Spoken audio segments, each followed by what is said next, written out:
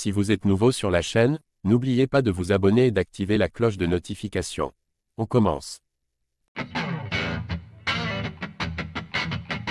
Avant de combattre et de s'incliner face à Dustin Poirier, le 9 mars dernier, Benoît Saint-Denis a suivi le choc du PFL Paris entre Beisangur Chamsoudinov et Cédric Doumbé.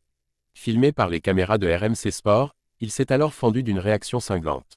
Potentiellement historique pour l'univers des sports de combat francophones, le mois de mars 2024 ne restera finalement pas dans les annales.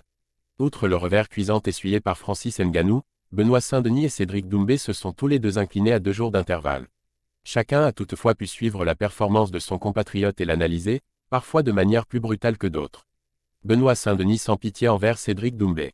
Tandis que Saint-Denis faisait face au monument Dustin Poirier le 9 mars, Doumbé défiait de son côté Beisangur Chamsoudinov l'avant-veille. Un combat qui avait généré un énorme engouement en France et que Benoît a pu suivre depuis sa chambre d'hôtel à Miami, devant les équipes de RMC Sport. Ces dernières viennent d'ailleurs de partager sa réaction cash suite à l'arrêt lunaire et controversé de cette bataille. Daniel Warin, il n'y a qu'en France que tu vois des trucs comme ça. Benoît Saint-Denis, c'est le pire truc qui pouvait arriver au MMA français. Visiblement peiné de voir ce choc s'achever sur ce fiasco et la France renvoyer une telle image à l'international, BSD s'est par la suite attardé sur l'attitude de Doumsed avec son manager, Guillaume Pelletier.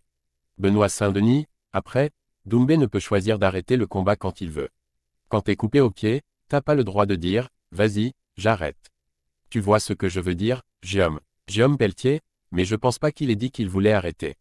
Il s'est juste plaint qu'il avait quelque chose. C'est pas non plus un abandon verbal. Benoît Saint-Denis, non, mais il faisait des signes de main envers l'arbitre, genre, j'arrête.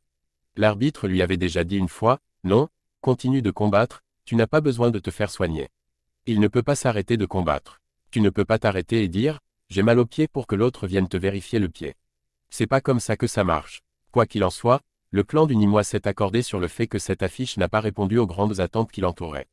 Guillaume Pelletier, quel flop.